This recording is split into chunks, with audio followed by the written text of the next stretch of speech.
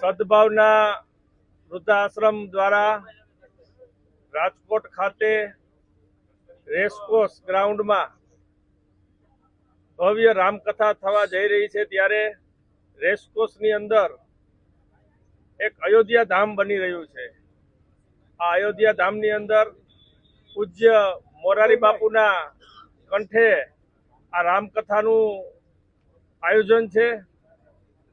આ રામકથાની અંદર 3 મુખ્ય જર્મનડોમ નાખેલા છે। આ જર્મનડોમ 132 બાય 561 ફૂટના છે। આની અંદર ભારતીય બેઠક, વીઆઈપી બેઠક તેમજ વીવીઆઈપી બેઠક રાખવામાં આવેલ છે। સાથે સાથે ભોજનશાળા તેમજ ભોજન સ્થળ જે 90 બાય 400 ફૂટનું છે, તેમાં મહિલાઓ તેમજ પુરુષોની અલગ અલગ વ્યવસ્થા કરવામાં રાખેલ છે। સાથે સાથે એક હોસ્પિટલ આઈસીયુ ટાઈપની બનાવવામાં આવશે। વિશાળ પાર્કિંગ, 750 જેટલી ગાડીઓ, 15,000 જેટલા બાઇકો આ પાર્કિંગમાં રહેશે।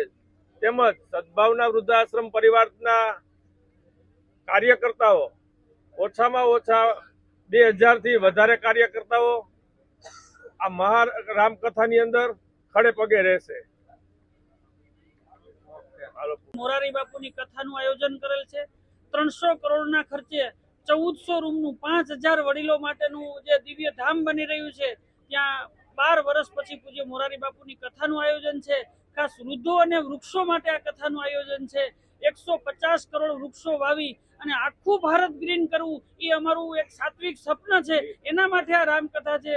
છેલ્લા 10 વર્ષમાં અત્યાર સુધીમાં 30 લાખ વૃક્ષો વાવી અને મોટા કરી દીધા છે, અને એ જ સિસ્ટમ પ્રમાણે 150 કરોડ વૃક્ષો મોટા કરી આખું ભારત લીલુંછમ થઈ જાય, જે વૃક્ષોનો પ્રશ્ન જ આ ભારતનો પૂરો થઈ જાય, એક દરેક જીવો માટેનું એક અન્નછત્ર ઊભું થાય। વૃક્ષ એ માત્ર ઓક્સિજન આપતું ઝાડ નથી, પણ એ નાનાથી મોટા જીવો માટેનું અન્નક્ષેત્ર છે। તો આખા ભારતમાં લાખો જીવોનું આ અન્નક્ષેત્ર ઊભું કરવું એ આ કથાનો ઉદ્દેશ્ય છે।